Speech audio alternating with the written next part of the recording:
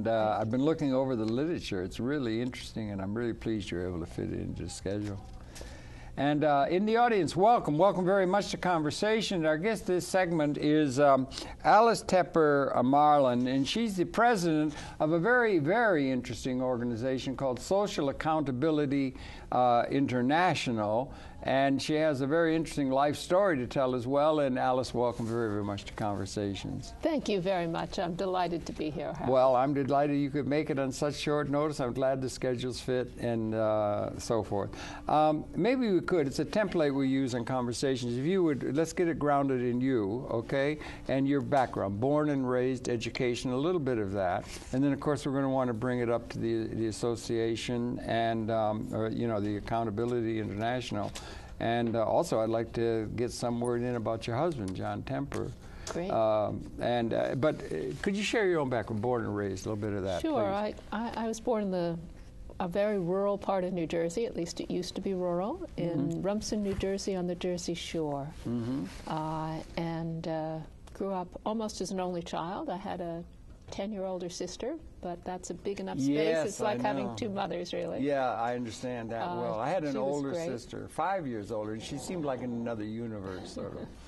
I had another one who was only 3 years older than me, who used to beat up on me regularly when I was about 7 or 8 years old. No, I escaped that. My sister was great. Okay, good. And went to school, public school there. Grew up with lots of animals around. Wonderful, wonderful. Yeah, we had a dog I remember having to reach up like this to pet because he was so big, and my dad even brought home a monkey one day. Really? Big and he animal stayed with family. our family, the monkey? Stayed for several months before my mother got really tired of cleaning up after him because monkeys are very dirty. Oh, yeah. They're very cute, but very dirty. Spider monkey, or? You know, I have the foggiest right, idea. I know. I was 6 years old or Yeah, something. but what I a have delightful no thing to idea. have running around. Wasn't it great? Yeah, It was a lot of fun. Animals are just wonderful. Yeah. Yes, okay. So I was kind of a bookish child, and then I went away to boarding school, a very academically rigorous one called the Baldwin School in Bryn Mawr, Pennsylvania. Okay. I got great grounding of education there. Was that like a prep school? Or? Yeah. Yeah, okay, right, okay. And very academically oriented, sort of like an old-style English school. And then I went to Wellesley College. Oh, good, yeah, right. And that's kind of where I got into the ideas for the career I pursued in a sociology course in which we were talking about how to break through the cycle of poverty. Oh, very, very good, very au courant all the time, and even more so now, I think. That's right. I wonder if we could back up just a minute. The family. It was an intellectual setting, around the dinner table, you were talking about things intellectual, or? The parents were pretty intellectual. Yeah. Dad went to NYU. Mother had a master's degree in math from and Columbia your dad, and what Barnard. What did your dad done his work in? Dad's, I don't know. I think probably literature. Okay, right. Yeah, and then he did some engineering courses, and they ran a small business, small manufacturing company. Right. But they were pretty intellectual, so fairly much intellectual and political conversation around the table. Right, and things that matter other than just small talk. All That's very really serious. important. I think that's really important. Grounding the context within which the family is relating and everything is really important for setting one off, don't you think? I grew up in the kind of family where I don't think ever a dinner passed when I wasn't set up to go look up something in the Encyclopedia Britannica. Wonderful, and come read it. wonderful. In the days before Google. Gotcha. I understand. Yeah, that's wonderful. That's really good. Yeah, and that's you studied what in college then? I started out in art history, but I switched to economics because in Okay. discussing how do you break the cycle of poverty, it was the time that Daniel Moynihan's paper came out saying you break it by changing the family structure. Right. And that seemed both more intrusive and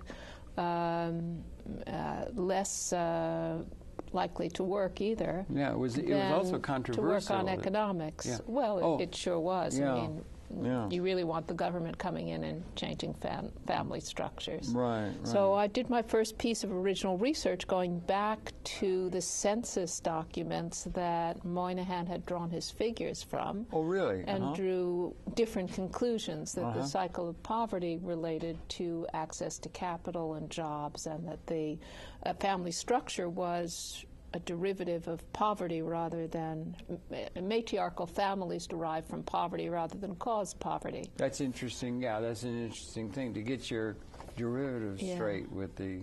Yeah, right, okay. And so we thought about, well, you could break the cycle of poverty by integrating housing, and that's very important to do. You could do it by integrating education, extremely important. Our new election shows us how important that could be. But it seemed to take an awfully long time. That was a work of generations. Yes. And I was interested in how could you do it faster. This was the mid-'60s. Wasn't that a heady time, though? Oh, yeah. We thought we could change the world. We wanted to stop the war and solve civil rights problems and the environment. And so the way I wanted to do it was by creating jobs and getting capital into minority communities. Oh, wonderful. Into the people's hands rather than having it all concentrated in a plutocratic class. That's right. Yeah, which it has been historically. That's right. Throughout most all of history, it's been like that, don't you think? Yeah. And so when I graduated from college, where did it was it I was Wellesley? at Wellesley College. Yeah, right, okay, They had a great economics department. Do they? And I had Okay, a particularly wonderful professor, Marshall Goldman, there, who was my advisor. Very helpful to me on Advisor for a master's? No, this is undergraduate degree. Undergraduate advisor. At Wellesley, you have to write a thesis to graduate. Oh, I see, like a tutor kind of thing. Yeah. Yeah, okay, good. English, okay, right. Yeah, in economics. Yeah. And then I went out and offered the world my wonderful economics degree and found that those organizations in those days, they were called MESBICs, new institutions that were going to provide venture capital to minority communities, were remarkably uninterested in my wonderful degree. They said, see, that really equips you to set policy in Washington, but doesn't equip you to help people running a business. You need practical business experience. John Nesbitt, you said. They were called MESBICs. Oh, MESBICs. But I do know John Nesbitt. Oh, I'm sorry, I got it confused. But MESBICs were minority enterprise venture funds set up. I've not heard that term. By the government. Okay. And so I thought, well, how can I get some practical business experience? And in those days, the best business schools didn't admit women. So going to business school wasn't really something that I even thought about as an alternative. Wait a minute. In that time, they didn't admit women into business school? Very few of them. What kind of primitive situation were we being drug up in? It's amazing. It's unbeliable, actually, in my way of thinking, particularly now, But okay, it just one of the hit few me that out of did the blue, actually was New York University. Yeah. But a lot of them, Harvard, Wharton, Stanford, all of those schools didn't admit women at those times. No fooling. Into the business? Into which? Into business schools, graduate MBA programs. By what rationale was that the case, do you think? Or how do we make sense out of that? I'm sorry, you struck me with something that is really staggering to me that was the case. Well, if you reel back in Wharton time, and that, they wouldn't do it? Or? There were hardly any women business executives. Yeah, I guess that's true. Yeah. We made a lot of progress in the 70s that way, didn't we? We made a lot. And actually, Harvard began admitting women, and I was offered scholarship a couple of years later. To Harvard? To Harvard Business School. But in the meantime, what I'd done was camp out at one of my favorite relatives. I had a wonderful uncle who lived here in New York City. And he said, well, why don't you come to New York and we'll see if we couldn't help you find a job that would teach you what you need to know about business for what you want to do with your career. And so he was great. I stayed with him for 3 weeks, and every morning at breakfast we would go through the game plan for the day. And I ended up with 3 different job offers, and one was a remarkable one for a woman at that time. It was to be a securities analyst for one of the major Wall Street firms. Wow, okay. And at the time, there were only 5 women security analysts in all of New York City. So I was number 6. I have a hard time. I'm from Michigan, right, Detroit and everything, and my daddy was in the law class of 1926, and my paternal grandmother, Lucy Sprunk Channer, was the first woman ever to graduate from the University of Michigan Medical College back in 1888. First woman ever in the medical college. She broke that glass ceiling then. And I just assumed, I hadn't realized the 6 security analysts, when you came on board, only in the New York City area. You've hit me with a thunderbolt. I didn't realize that had been the case, and I wonder how that possibly. How can we have lived with such a situation? It is astounding. Or how did you live with it? I'm just astounding. blissfully going on and getting all the benefits of being a wasp or whatever, of the male being a gender. man. Yes, right, on top of it. But yeah. I'm sorry, you've hit me sort of between the eyes with the realization of what the reality was. Yeah. Okay. Yeah, but the interesting thing is, for me, I was just at the cusp, so I got to be a pioneer. Yeah, okay, good. But if you go back to my mother's generation, my mother was very intelligent, highly educated, very interested, and when she graduated from college, she graduated in psychology. Yeah. She looked all over for a job, and at that point, people were comfortable saying, sorry, we can't give you a job because there are men who want this job. Why would we hire They've women? got to feed a family. Men have to feed a family. You're just a dreader. Yeah. Then That's right. my grandmother Exactly couldn't get a right. job as a doctor. She had to do research. But she got the degree. But, okay, I'm sorry. That's I'm just astounding. Yeah, well, yeah, but it was even worse. James Joyce's history is a nightmare from which we're attempting to awaken. And that would be part of a nightmarish kind of ill use of human capability. That's right. It would seem to me, or misreading of things. That's right. It's interesting to me. Do you know that they have this idea? Do you believe much in the idea of IQ or intelligence quotient? Well, I'll tell you, I believed in IQ when I was in the 60s. I believed that it was 98, more than 90% determined by environment, and very little of it was hereditary.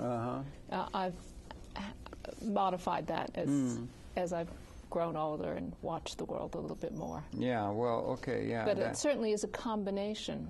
Yeah, it's a combination of nature and nurture and genetics and all that. The Huxley family was amazing and that kind of thing. But anyway, the idea of IQ, a lot of people don't like the idea. They have the idea of emotional IQ, and there's all kinds of other factors of human biology or human existence. But the IQ is very interesting to me. In view of this thing that you've said about being only the sixth security analyst in the particular era and so forth, is that they have this idea of IQ, and they have a thing called Mensa. Sure, I know about Mensa is a thing that generally is measured by IQ, and they have a thing where it's the upper 2 percentile, roughly, of the population are candidates for Mensa. Then they have 7 other institutions that are, or associations that are increasingly rarefied. They have one called the 999 Society. That's the 99.9 percentile. Then they have another one. It's called Mega. And Mega had, at the time when I was associated with it, aware of it, there were only 28 people in the world who had passed the special exams they have beyond Sanford Binet to measure that. Then there's one other institution that is so representative of a person, a single individual, who is so outside the norm in terms of high IQ from the time of a child all the way to adulthood and so forth, that there's only one person, and that's called the Savant Society. Only one person. And the smartest person in the world by IQ standards is, I'm so happy to realize, a woman. Really? Yeah, she has had That's an IQ, great. measured IQ from the time she was a child to the present of 238. Wow. And Most smartest person in the history of the world is a woman. Isn't that wonderful? is wonderful. Don't you like I that? love to hear Is that that. something you can take home? Her name is Marilyn Mock-Vos Savant, and she is the smartest person in the world, and she has a column now in the Parade magazine, the most widely distributed magazine in the country. Wow. More than Reader's Digest every year, every week. Ask Marilyn. And they used to have one called Dear Abby. And they would write in, and the lady would write in, and she'd say, my boyfriend left me, and I'm terribly awful upset. What am I going to do? Or I'm fat, or whatever. That. But with her, they send in questions like, what happens with, intellectual questions, and she answers them and so forth. But she's a major icon in the World Society because that's the smartest person by IQ measurements in the history of the world. I just thought I'd pass that on to you. That's fabulous. And to our viewing audience who may be able to get over some of the misogyny that has been inherent in the human condition, right? Well, would you agree with that? I certainly would. Good. I'm going to look for her column. Now, Absolutely. How did she happen to have such an appropriate name? Well, her Savant. name, no, it was on both sides coming up. Her grandfather was Ernst Mach. He is the one they talk about when he was a mathematician, physicist, and he is the one they talk about when they say an airplane goes Mach 1, Mach 2. I thought and on both sides of the family, it was both savant and savant. And savant means, of course, genius or something. But anyway, that's just an interesting sidebar to the fact that we ought to realize this intelligence thing is multi-gendered in that definitive way. She sets the pattern of breaking a glass ceiling and everything. A lot of people don't like the idea of IQ for some reason. They think it's not democratic or something. Well, depends on. I mean, I'm a believer in a meritocracy, and I think that what you need to do is open up opportunities, and everybody has a chance. She said that. We did an interview with her way back when. She said we only use about. There's a thing. I don't know if it's correct. And sure, we only use about 10% of our brain power that's up there. And there's a great potential for using more, and the more you use it, the better it is to use it or lose it, and that kind of thing. And things are influenced by the environment and so forth, situations. Enormously. But things there's also a genetic input to it. But anyway, I got off on a sidebar, but I just wanted to lift your spirits as we come into this new year. That the smartest person in the world be a woman, which I think is wonderful. You know, makes perfect sense. Should make perfect sense to people today, because in general, at college level, women way outperform They do men. now. They graduate from college in higher numbers, and they graduate with higher grades. Now. And the same at graduate school. Now that they're admitted in good numbers, and people are motivated, and there are role models. I mean, there's a lot of cultural changes that have to happen before women can, or anybody can, show their full potential. Maybe the gentleman should get organized against this invasion of the distaff side into circles that have been patriarchally owned by so many years. Maybe we should get ourselves organized. Well, you know, we economists say there are two ways of looking at things, and I guess economists must have a sweet tooth because they always talk about a pie.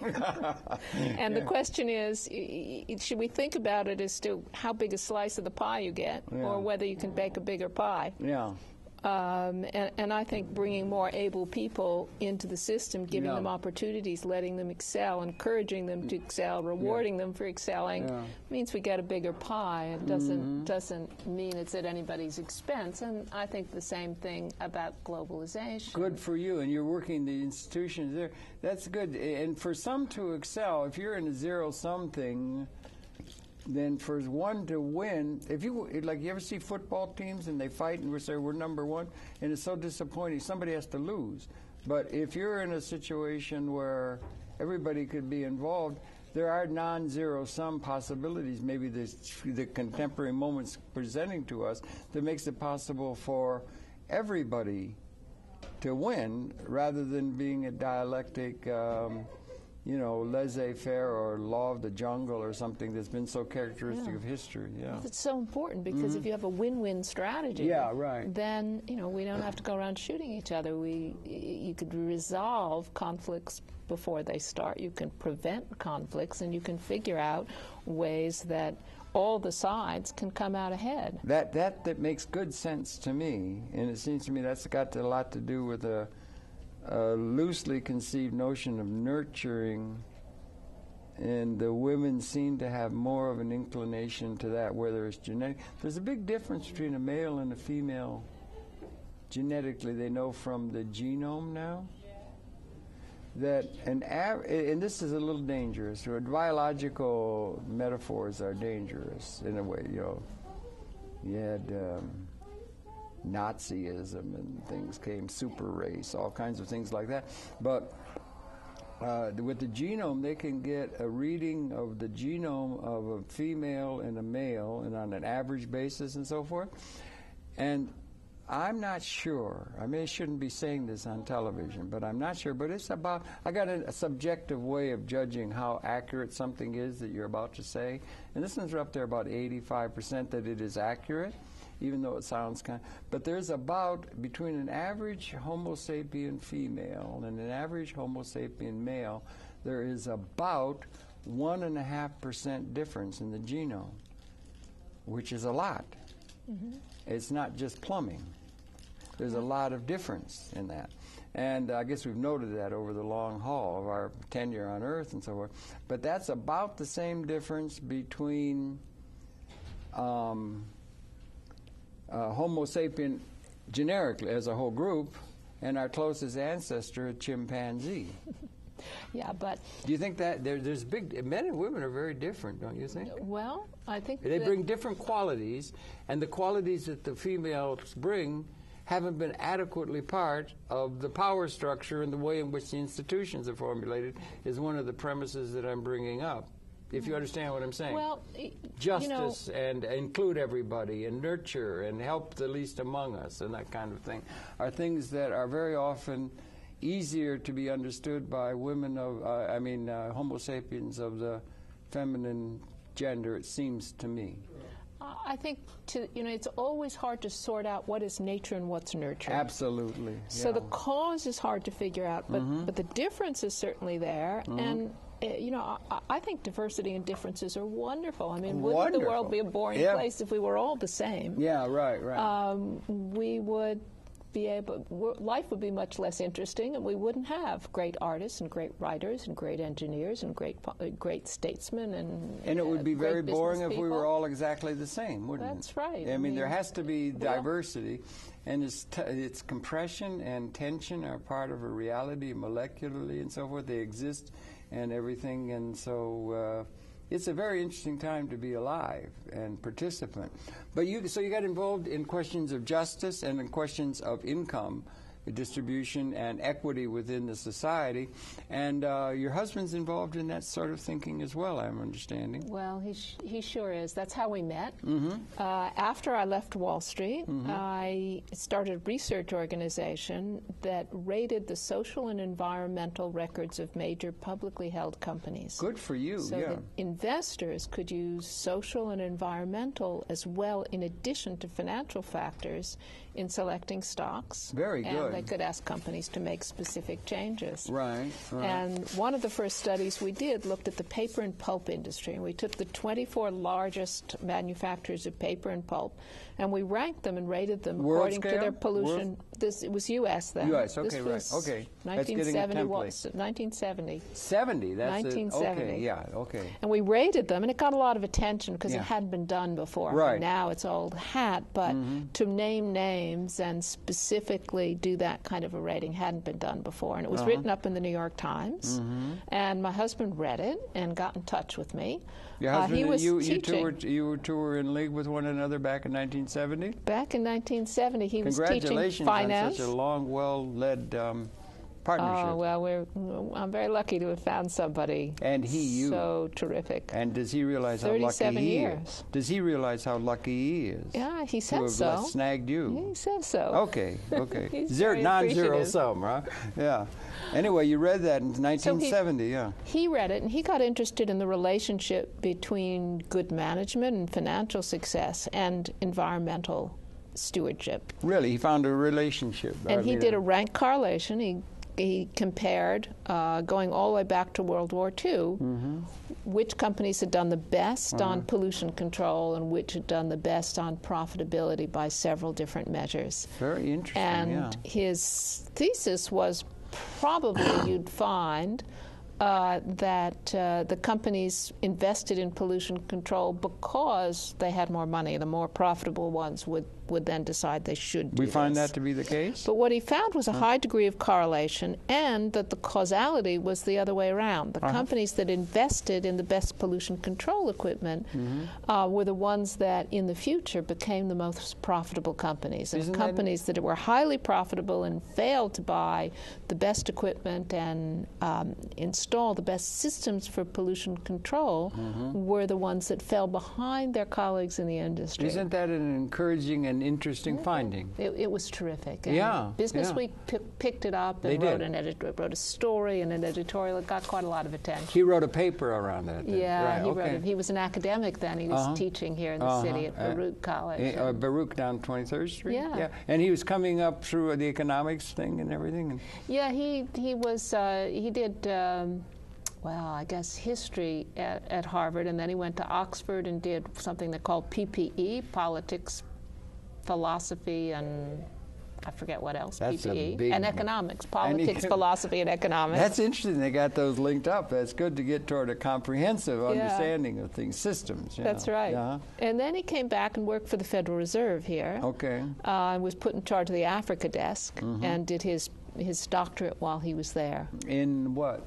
In economics. Oh, in economics. Okay. Yeah, studying the central banks Our of mutual friend Africa. Polly just got back from the national meeting of the American Economics Association in San Francisco. She said a lot of concern about the meltdown and what's going on. Oh, well, now. I should think so. There's a lot of concern every place. Find me. Yeah, but so he's got that. Yeah. Anyway, congratulations on you work together then and everything. Oh, we've worked together on a lot of things. Oh, good. And that's been your concern for quite a long time, since 1970, right? Yeah. Okay. Yeah, so he went on to become chief economist for the Comptroller of New York City. Okay. And I went on to start producing information for consumers in a book called Shopping for a Better World. Okay. You could look up brands of coffee That's or a the book. cups here. That's a book? Or It's a book. It sold 1 million copies. No fooling, 1 million copies is a Yeah. lot. Congratulations on Yeah, it. Shopping for a Better World. That's right. It's still out there in libraries? Turn your shopping cart into a vehicle for social change. Good, I like that, yeah. And it's still out in Amazon? Well, it's very out of date. You can buy it at Amazon, but the date is pretty old You now. don't keep it up to date. That would be a template Well, you could keep up to it date would for have been. doing the research and update it and see how trends are and everything. Yeah, well, my husband John is thinking of maybe updating it now. It That'd would be a great good idea, to do. don't you think? It And would be particularly that great. finding that those who make proper investments do well, is so that there's a case to be made for doing better by doing well. What is it? Doing well by getting ahead by. Doing well by doing good. That's it. Yeah, that kind of thing is a case. We want cases like that. Absolutely. And you've been following through that since 1970. That's 37, 39 years now. Oh, we don't like to count that high, do we? Well, they're well-led lives. Shows a lot of consistency. No, but you got consistency on a very important subject about equity and justice and all kinds and efficiency and major questions that affect the whole human condition outside of just your own immediate life. And I congratulate you and your husband on such a well-led life with a vision in a certain sense. Yeah, we had a lot of people helping us. Yes, Board I should members, staff members, everybody using Shopping for a Better World. And then in the early 90s, we had to rethink the whole thing because Why? we were rating companies on the basis of U.S. law, U.S. norms, U.S. criteria, and data we could get in the United States from companies directly, from activist groups, from the government. But by the early 1990s, this globalization had started to the degree that you went shopping, and an awful lot of what you bought was made by companies headquartered In China. outside of New York.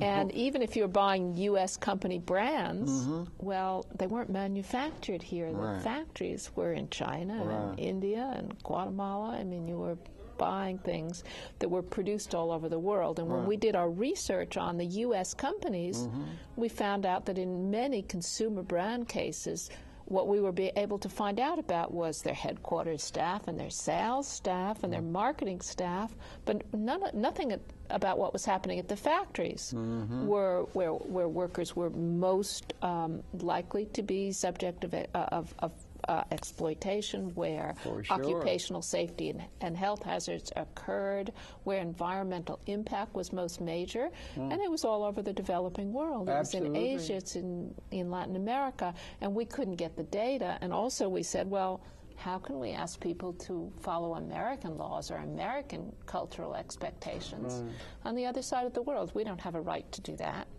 So we sat down, we pulled together a multi-stakeholder group, half business and half from nonprofit organizations, human rights organizations, and trade unions. And we said, what can we use for an international standard, and how could we get brand name companies all over the world to be using decent work standards in their own production facilities, but also in their supply chain.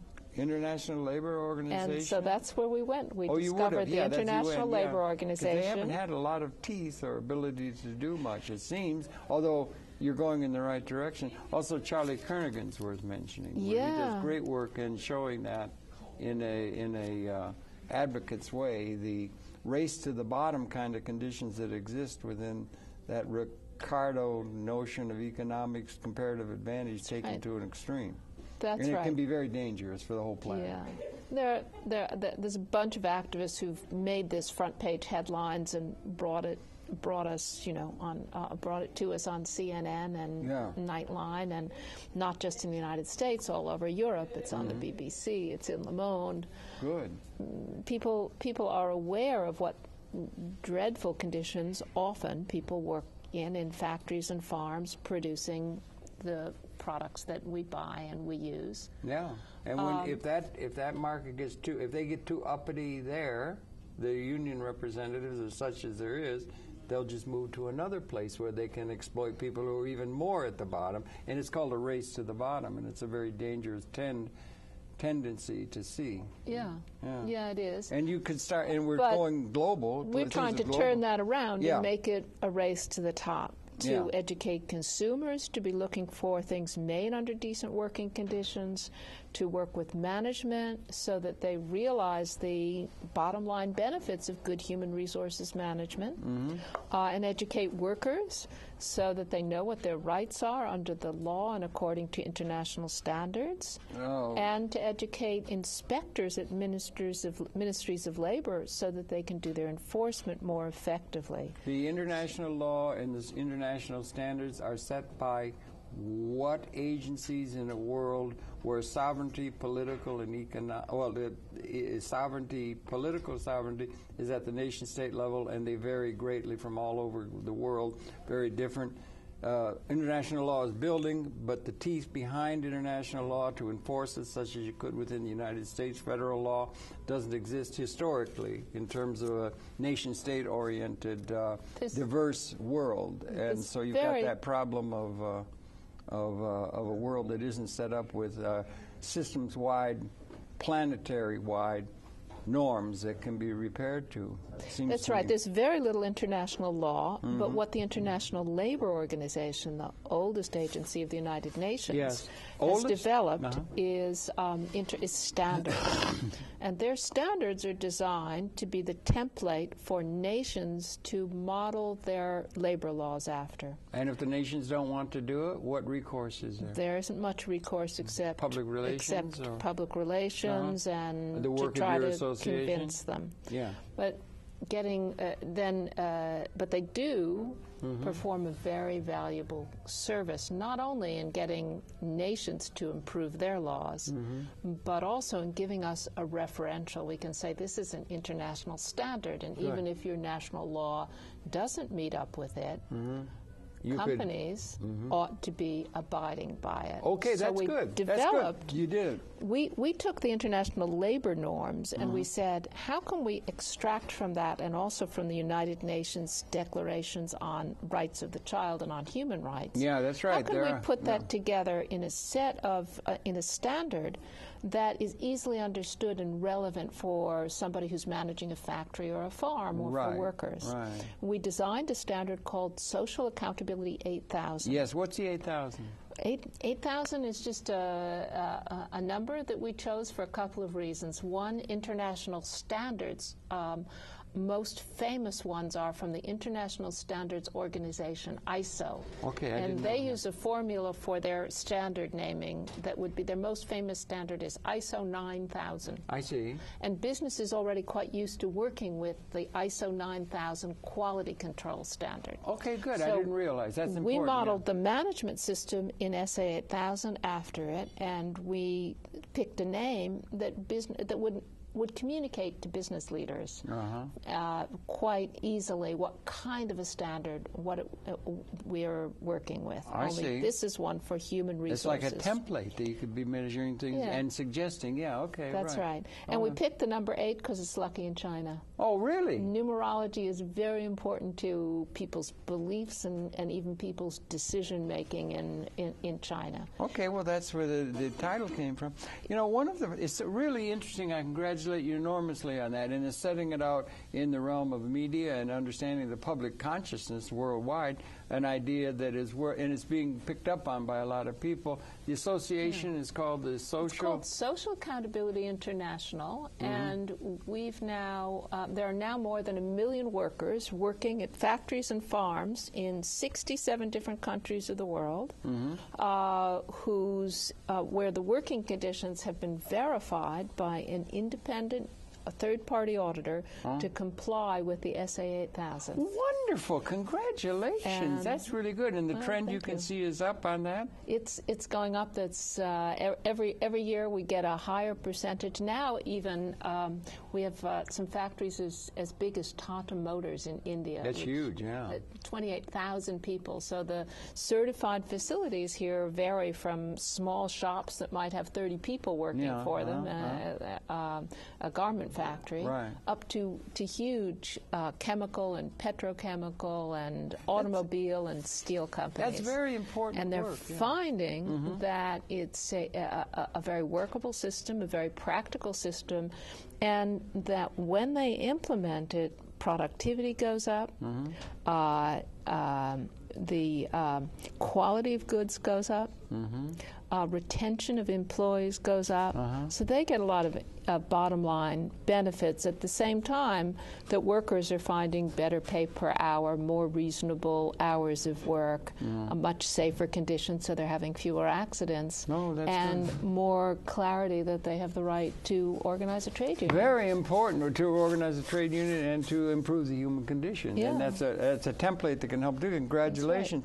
One of the problems in this universe and other parallel universes is rumored to exist within string theory is there's only so much time. We only have an hour to talk with you. We could talk at great length. And I know you've brought in a DVD clip, as it were, about it. And I think we better try and get that in before we get to the end. But that's really interesting, and I've looked at your site, been at it a lot, and I'm really congratulating you on the work that you've been doing and how important that is as a template for the world. But maybe we could run that DVD. That would be terrific. Okay. Then you'll get to see SA 8000 at work on factories and on farms and have some of our training for managers and workers and government inspectors. Very good. Okay, we're talking with Alice Tepper Marlin, and let's run that tape now then, please, and then we'll come back to this and run the tape now. Then let's take a look at what they've put together in a multimedia format. Great. Do we get to watch it too? We can watch it right here. Alice Tepper Marlin is a pioneer in the corporate responsibility movement. She, with her organization Social Accountability International, has led the way in creating SA 8000, a global standard for decent workplace conditions. SA 8000 requires compliance from not only retail brand companies, but from their suppliers as well. Now, at the beginning of this, nobody thought of holding a company responsible for another company that they purchased their products from, that they neither owned nor managed. That was a real paradigm shift. In a world filled with thousands of separate company codes, confusing consumers, managers, and workers alike, Tepper Marlin recognized that the movement desperately needed a single code that counted universally for everybody. This is a multi-stakeholder vision of the world, where everyone who has a stake in working conditions is working to the same standard and the same system and pulling together. Tepper Marlin describes her strategy in bringing all parties to the table, an approach that has already produced dramatic results from some of the world's most powerful businesses.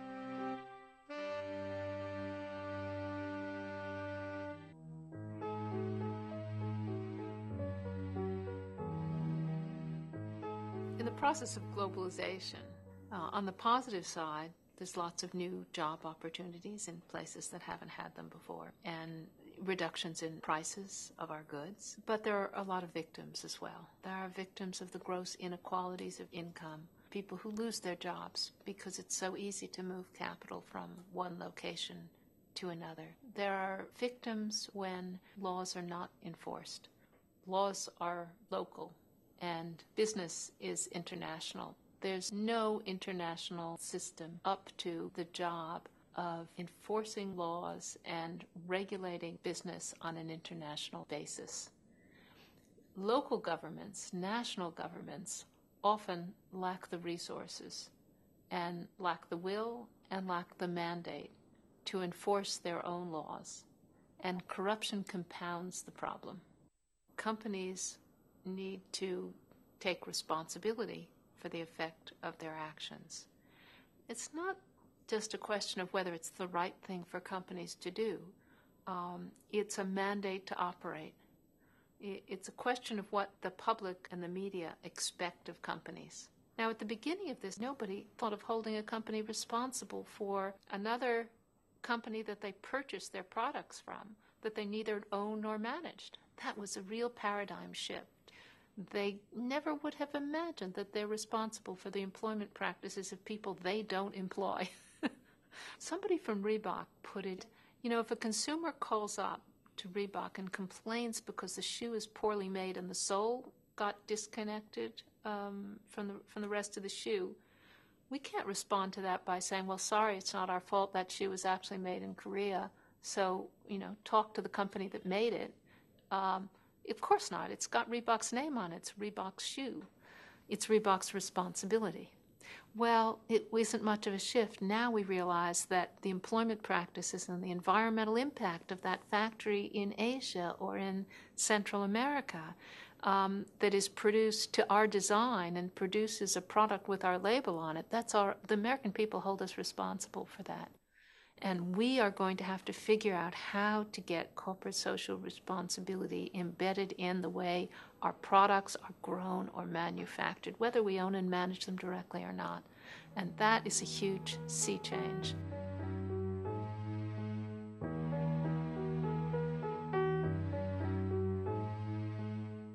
The first kernel for Social Accountability International and SA8000 came from Levi Strauss, because Levi Strauss was the first company to develop a code of conduct to govern the social and environmental responsibilities and records of the vendors, the suppliers, the producers of those jeans, whom they didn't own or manage. A few years later, hundreds and hundreds of companies had codes of conduct for their suppliers, so that today, according to the OECD and the ILO, there are more than 1,000 separate company codes. That's very confusing for consumers, for managers, and for workers alike.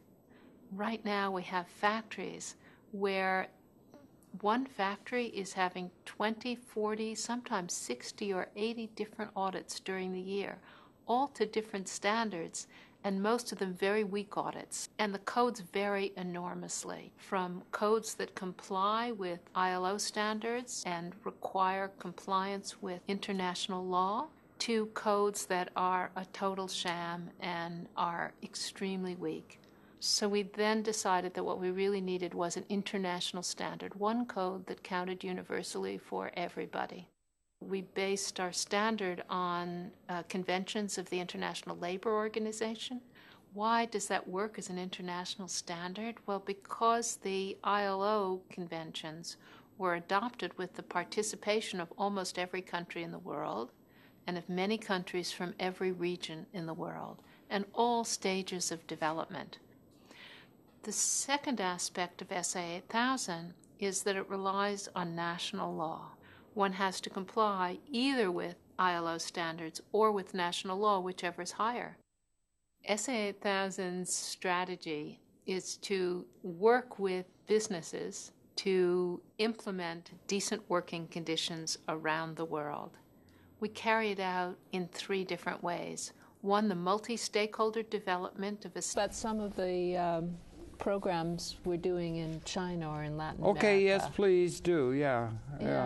In China, for instance, right now, we're working with a Dutch development agency to produce clothing that will tell that consumers can look at and go online and transparently find where the cotton in the material was grown, where it was milled, where the textile mill that turned it into fabric, the assembly plant, all the way through the supply chain. Wow. And we're building a supply chain there, working with a group, working all the way in the west of China, in the poorest province, with people called the Uyghurs, who are a Turkish Islamic minority. Boy, that'd be way over, yeah. And these people are so unbelievably poor. The average income there is under $250 a year. God, less people than have $1 hardly, a day, yeah. Can you imagine? Yeah. Hardly any education. Right.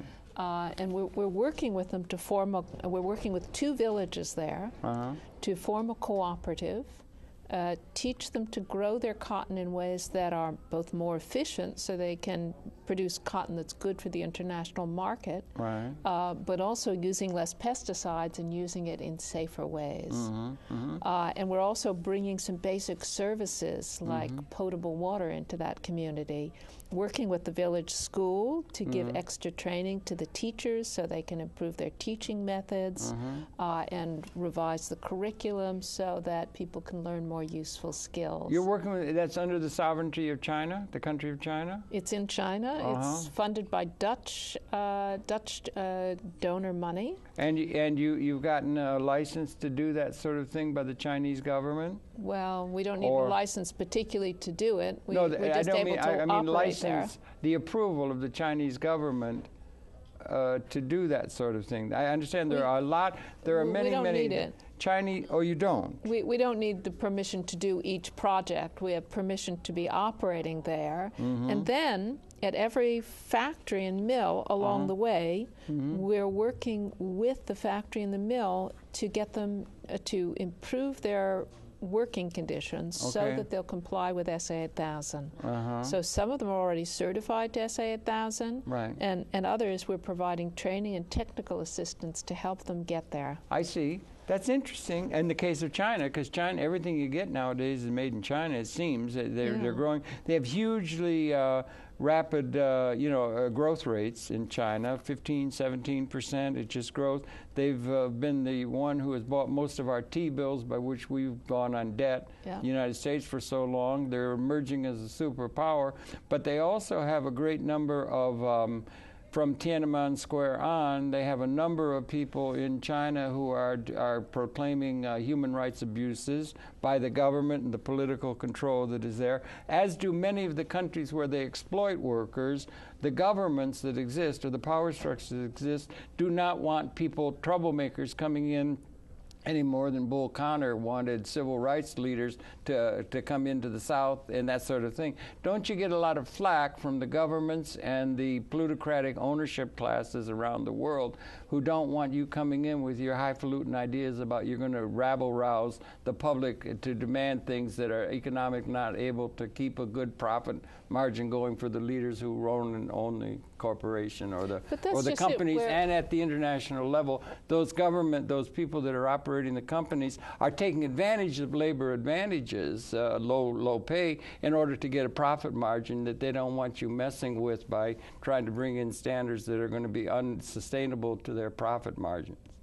Well, the question is, the way we're doing it, we're not rabble-rousing. What we're doing is raising people's consciousness and teaching them the skills to be able to realize that if they invest in human resources, just like investing in good capital equipment, it will bring them good returns, and they will be more viable internationally in the market. Wasn't that also the message? And consumers in the Netherlands can buy these shirts, and they can look inside. You've got a label inside your clothing. Every place tells you where it's made. Well, on this clothing line called Made By, they look and it tells you, if you go on the web at this web address and put in the number for this particular garment, we'll show you the farm where this cotton was grown And every factory along the way where it was processed, and we'll tell you we'll show you pictures of the people working there, and we'll tell you how well they're progressing towards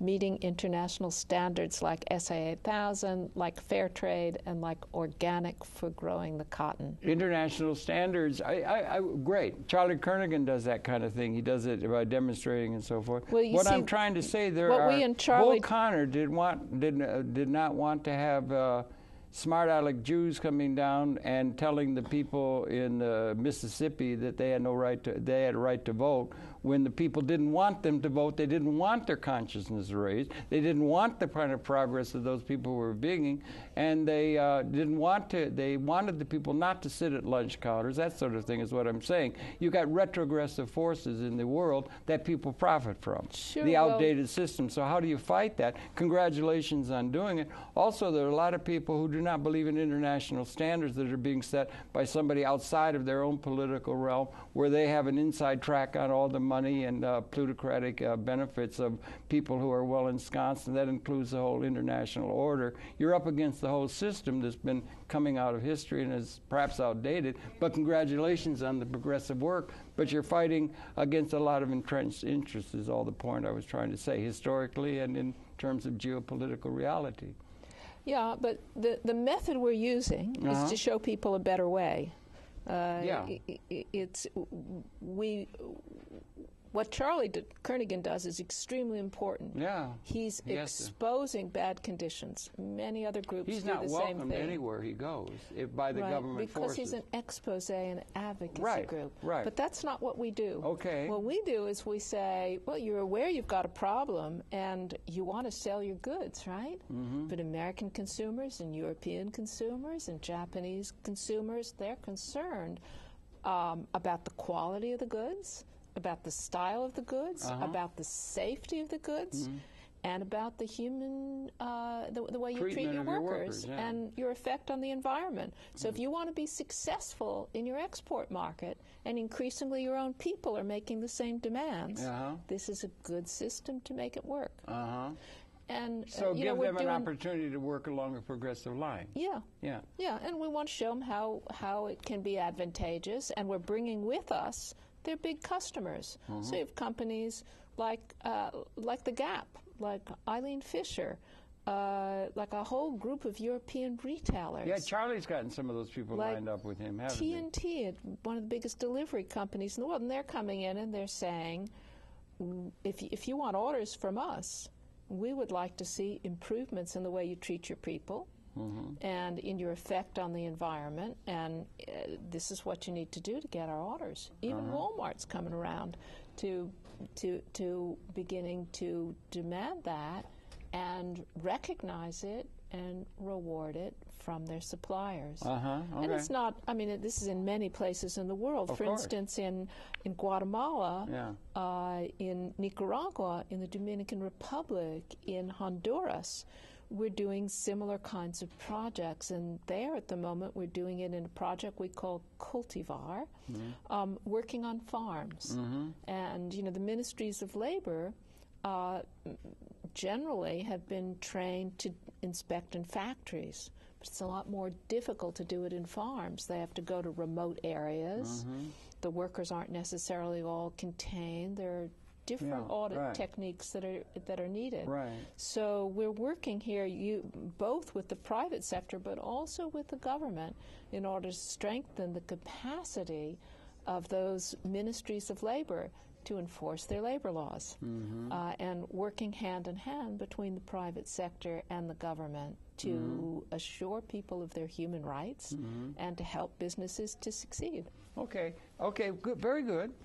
And then when James Joyce said, or when Dick Kensian talked about they want another bowl of gruel, or the satanic mills of Blake, or of all of the injustices that have been characteristic of all of human history, are confronted, they will listen to reason, and that there's no reason for there to, everything is in pretty good shape and everything's moving along well. I'm saying you're coming up against some mighty forces of retrogression that are in the saddle, have been in the saddle in terms of the operation of this planet, And we now have, you're optimistic for the human prospect and the ability for us to bring justice to an unjust world. Do we recognize it's unjust and inappropriate and not right in terms of what our capabilities are?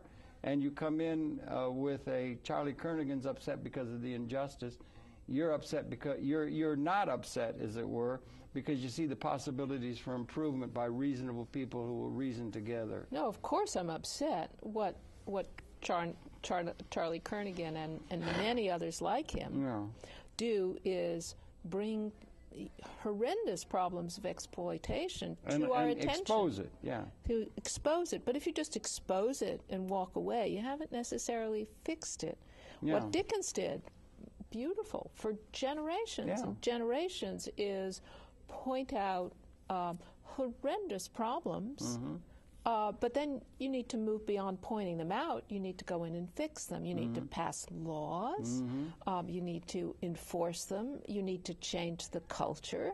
You need to set up a system whereby people are rewarded for doing things differently. Okay. And that means raising, it's not just business that's doing the bad thing. It's you and it's me. It's Pogo. We've met the enemy and they're us. That's right. Yeah. It's if we go into a store and buy this jacket without any regard to, without communicating and saying what we want is one made under decent environmental and work conditions, we're just ignoring the problem. When our consciousness is raised and we say, look, this could be child labor. It could be people who are killed in unnecessary factory conditions. It could be made by people who are forced to work, working 90 hours a week and still haven't still aren't earning a living wage. Right. Every one of us has some piece of responsibility in that system. And it goes all the way from the worker and the factory manager, all the way to the consumer and how we make our choices. Might as well. And are we going to look just at price? Are we going to look only at quality? We're also going to look at safety. We're also going to look at human rights. We're also going to look at the environment. Wonderful, wonderful. And you're getting some standards by which that can be done, and that's listening and conscience raising. That's very, very good, positive work. Thank goodness you're lighting these candles. May it become a bonfire of liberation of the human spirit at all levels and bring change. We got a new presidential candidate in the United States of America that maybe is trying to talk about real change and liberation. And we live at a time where we have an incredible capability to provide for everybody that is not characteristic of history. It may be a time when that dictum of Mr. James Joyce, that history is a nightmare of injustice, is maybe being able to see the end of that, and that we're coming to a time of really universal justice or something along those utopian lines that have been the mark of our visionary leaders throughout history and been roundly ignored by and large by the political leadership. I wish you all the very, very best in your very good work, and thank you very much for it. You're very welcome. No, we need to wake up from this nightmare. Yes, indeed. And wake do up, something world. To work towards our dreams. Good for you. You know, one of the real hopeful things is some research being done up at Harvard. Okay. A group of professors, Michael Hitchcock and some people working with him, they've been doing an online test. That it's a website where you can go and buy T-shirts or coffee or something like that, and they're advertising items that are absolutely identical, except that one of them has a label under it saying this was made under fair trade. Label. Look for the union label, or this was made under SA 8000. Forever. Yes, that's exactly the same thing, and they're testing how much more people will pay for the identical item, except one was made under decent working conditions and one was made in a co-op.